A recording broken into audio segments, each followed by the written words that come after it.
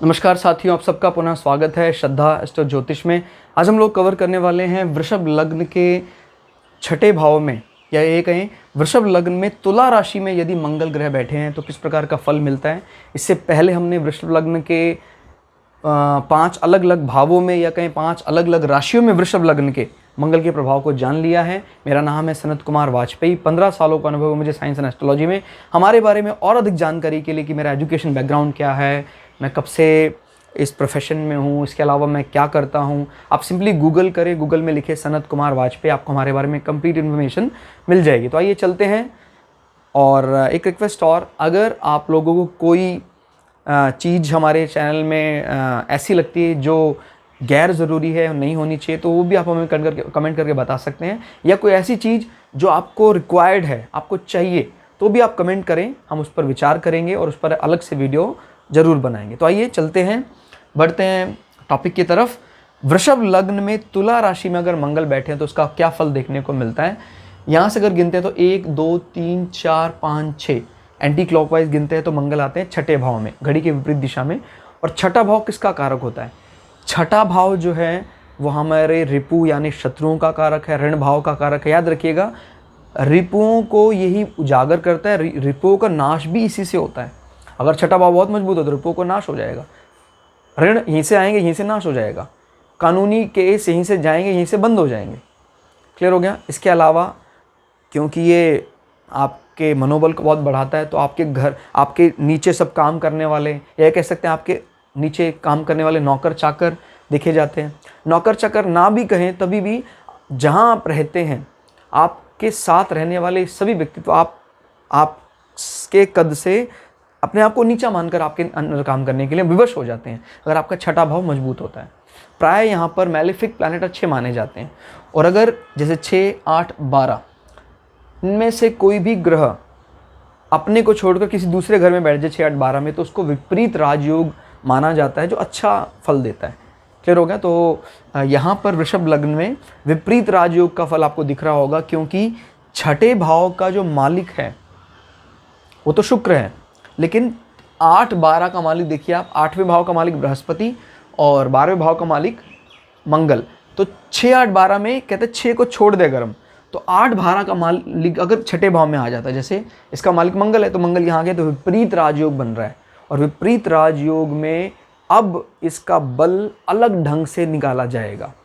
साधारण परिस्थिति में मैं सीधा कह देता तुला राशि मंगल बैठा है, तुला का नेचर बताओ, मंगल का नेचर बताओ। अब एक एडिशनल बोनस मंगल को लेकर चलना है कि मंगल 12वें घर का मालिक होकर यहां बैठा है, तो बली मानना है। यानी ये क्या करेगा, जो भी हमसे लड़ाई झगड़ा बुरा द्वेष करने वाला है उसका विनाश करेगा। क्लियर हो गया। तो बुरा इसलिए कहा जाता है भी क्योंकि यहाँ लड़ाई झगड़े वाले काम को हम घर के अंदर नहीं रखते हैं, प्राय इसलिए बुरा कहते हैं। बाकी समाज में अगर आपको रहना है तो ये तो बली होने ही चाहिए 6 8 12। क्लियर हो गया। तो बात याद रखिएगा कि 6 8 12 का बुरा का अर्थ ये नहीं होता कि हमेशा उसको, जैसे कई बार इसको क्या होता है, इसके इनके घर का मालिक केंद्र में होकर बैठ जाता है, उसको बड़ा शुभ फल मिल जाता है। क्योंकि भाई कई बार तो हम लड़कर जीते हैं, कई बार बिना लड़े ही सारे शत्रुओं का विनाश कर देते हैं, एक पेपर से ही सारे शत्रुओं का विनाश कर देते हैं। तो कई बार ऐसा भी हो जाता है कि कोई छठे भाव का मालिक केंद्र में होकर कोई राजयोग कारक भी बन जाता है। क्लियर हो गया। तो ये बात भी ध्यान रखना है कि हमेशा इसको बुरा नहीं माना, जैसे विपरीत राजयोग बन रहा है यहाँ पर, तो इसी प्रकार के राजयोग का निर्धारण करने के बाद कुछ प्रेडिक्शन यहाँ से करना है। राजयोग यानी बहुत बली हो गया अब ये ग्रह। कैसे? 12वें ग्रह यानी व्यय भाव का कारक शत्रु पक्ष में आके बैठा है, यानी शत्रुओं को नाको चने चबवा देगा, उनसे निर्दयी होकर उनसे मुकाबला करेगा। अब इसमें एक बात क्या समझने वाली है कि सामने वाला समझता है, क्योंकि तुला राशि है, तुला राशि बड़ी समझदारी पूर्वक बात करके और शुक्र के स्वरूप को दर्शाते हुए काम करती है। तो कई बार शत्रु को लगता है यार इसमें कोई बल नहीं है, क्योंकि वृषभ लग्न वाला प्राय पोलाइट होने पर ही ज़्यादा विश्वास करता है। लेकिन जब ये अपने असली रूप पर आता है, कब? जब मंगल यहाँ बैठा है, तो उसको वो रूप दिखाई देता है जो उसने कभी सोचा भी नहीं था, और निर्दयी होकर शत्रुओं का विनाश कर देता है। तो इसीलिए इसको बोल रहे हैं विपरीत राजयोग। राजयोग का मतलब होता है एक पर्टिकुलर हाउस का बल बहुत अधिक बढ़ जाना, यानी वो लग्न की सीमाओं में नहीं बनता है फिर, तो लग्न से भी अलग बर्ताव करने लग जाता है ये व्यक्ति, जबकि इस व्यक्ति का नेचर लड़ने वाला नहीं है। तो बल आया कहां से? विपरीत राजयोग लाया है ना, तो शत्रुओं का विनाश कर देगा। नौकर चाकर डरे हुए रहेंगे, भयभीत रहेंगे। कहते भैया ये वो नहीं है जो आप समझते हो। एक बार आप प्रभाव देख लें आप लोगों का, एक बार वो ट्रिगर हो जाए आपका प्रभाव, सब लाइन से आ जाते हैं। शुरुआत में जब कभी भी आप किसी को मिलते हैं तो आपको लोग बोलते हैं भाई सीधा है, लेकिन जैसे ही आपने वो 15-20 दिन 1 महीने के बाद उस रूप को दिखाते हैं, आप समझ जाते हैं भाई इस व्यक्ति से सावधान रहना, बहुत बली है। ये कर सकता है विपरीत राजयोग। कोई भी राजयोग इनफैक्ट यही करता है। क्लियर हो गया? राजयोग का यही मतलब होता है कि साधारण बल से बहुत अधिक बल बढ़ा चढ़ाकर रखना। नीच भंग राजयोग में तो और भयंकर रूप से वो निखर कर आता है कि हमने उसको सोचा था यार क्या है, कुछ नहीं है, जीरो नील, और वो 1-2 महीने नहीं, कई साल हमने सोचा नील, कुछ नहीं है, बल ही नहीं है इसके अंदर। कहता है मुझे लगता है इसके फादर ज़्यादा से ज़्यादा मतलब क्या कर सकते हैं, कुछ नहीं कर सकते। अरे बाप रे, इतनी पहुँच पीएमओ तक पहुँचा है उसकी। तो ये कर सकता है विपरीत राजयोग या नीच भंग राजयोग। समझिए जरा इस चीज को। राजयोग का मतलब सडन, और विपरीत राजयोग में तो उल्टा। क्लियर हो गया? यानी आप इसको जैसे एंटीबायोटिक आप समझते हैं, या कहें कैसे एलोपैथी मेडिसिन यानी इंग्लिश दवाइयों का अर्थ क्या है? एलो यानी उल्टा, पैथी यानी इलाज। जिस चीज से बीमारी होती है उसी से इलाज। जैसे कोरोना वैक्सीन जो दी जा रही है वो है क्या? कोरोना का ही, वायरस का ही एक माइल्ड डोज है, यानी कोरोना वायरस को हमने थोड़ा पीट के उसको कमज़ोर कर दिया, और वो वायरस फिर हमने हमारी बॉडी में इंजेक्ट कर दिया। तो क्या करता है वो? हफ्ते 10 दिन तक हमें हल्का हल्का बीमार कर देता है और शरीर में एंटीबॉडीज़ बना देता है। इट इज़ लाइक जैसे विष कन्या, विष पुरुष वाला कॉन्सेप्ट था कि विष को डाइल्यूट करके किसी बॉडी में डाल दो और उसके बाद शरीर में विष के लिए एंटीबॉडी बन जाते थे। ऐसे ही पोलियो दवाई में, कोरोना वायरस में भी उस वायरस को हल्का करके बॉडी में डाल देते हैं और वो वायरस शरीर में एंटीबॉडी या WBC को एक्टिव कर देता है। तो जब भविष्य में उस टाइप का कोई वायरस अटैक करता है तो कुछ भी नहीं होता है। समझ में आ गया? तो यहां पर भी कुछ ऐसा ही है। मंगल विपरीत राजयोग कारक है, यानी शत्रुओं का विनाश शत्रु से ही करवाने में सहायक हो जाएगा। और मंगल क्योंकि अब इसका भी कारक है, भार्या भाव का स्वामी अपने से भारा होकर विपरीत राजयोग में बन के बैठा। इसलिए मैंने बोला ना, इस फल को थोड़ा अलग ढंग से पढ़ना है। ठीक है? समझ में आ रहा है कि मंगल 7वें भाव का स्वामी है, अपने से 12 होकर बैठा है। तो प्राय 12 क्या होता है? व्यय, खर्चा, लॉसेस। क्लियर?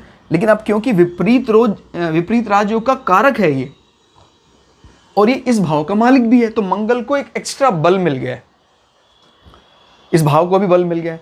तो इसका ये अर्थ है कि इसके विवाह के बाद ये विपरीत राजयोग और ज्यादा बली हो जाएगा, क्योंकि इसकी ऑनरशिप भी इसमें लगी हुई है। इसकी ऑनरशिप तो थी 12वें भाव की। क्लियर? यानी उनकी पिटाई में आपके भार्या की भी भूमिका होगी।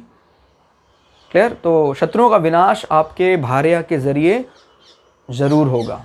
क्लियर? प्रथम दृष्टा अगर आप वैसे ही विपरीत राज को ना देखें तो ज्यादातर मोर देन 90% लोग इस कुंडली के बारे में गलत भविष्यवाणियां करेंगे। क्यों? क्योंकि देख भाई, पत्नी की जो कारक है वो तो तेरे शत्रु भाव में बैठा है, तो भाई तेरी पत्नी तेरे लिए शत्रुता की तरह बर्ताव करेगी, तेरा तो जीवन नर्क है, ये है वो है। ऐसे लोगों को भगवान जितनी जल्दी ऊपर ले जाए उतना अच्छा।